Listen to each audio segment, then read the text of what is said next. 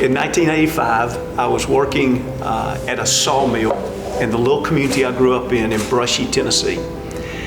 And I just graduated from high school, and I had received some letters from Freed-Hardeman University, but I had not even opened them. And on my desk in my room, I would just set them back because my sister was at another Christian college, and I'd already enrolled there, had my dorm there. And so that was my plans. And I was working in the sawmill, and I was catching lumber off of a planer. And planers are very loud, very loud. Yeah. And so you had this real kind of dark building with dust swirling, and the light was coming in the door. And I thought, that's the strangest sight. It looks like a man in a suit is walking in this building. And so I'm catching lumber, and I'm looking over occasionally, and I realize that man's walking toward me. And one of the rules in the sawmill was you never stop working. Like, you get fired the first time. And I'm thinking, what am I going to do here? This guy's walking up to talk to me. And so I thought, I'm just going to take one for the team.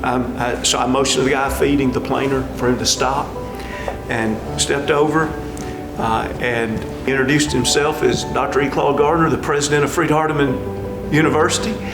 And I introduced myself, and he said, I understand that you preach some.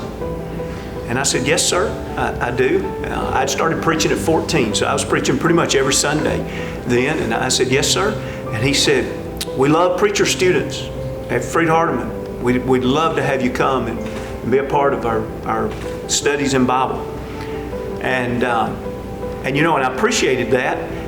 But I also told him, I said, you know, I've already committed to another college, and that was my plans, and I guess that's what I would do.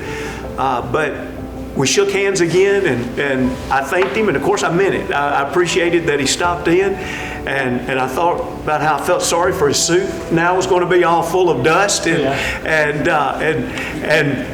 you know, he went on, and that meant a whole lot at the time, but over the years that meant a whole lot more. But the rest of that story is, during that summer, I got to thinking more about Freed-Hardeman.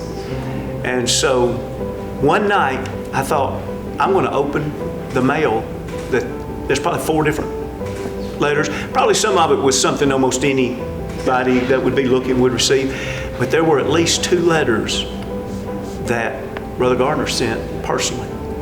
And when I opened them, I realized they were personal letters. And of course that kind of set me back in my chair a little bit.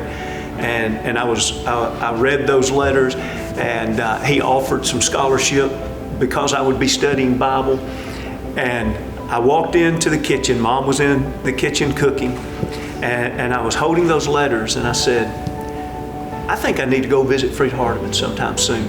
And so asked the owner of the sawmill's permission, called Freed-Hardeman, and set up an occasion with the admissions department, and it was a delightful visit. I knew after just an hour or so on campus and meeting different ones, I thought, this is where I want to be.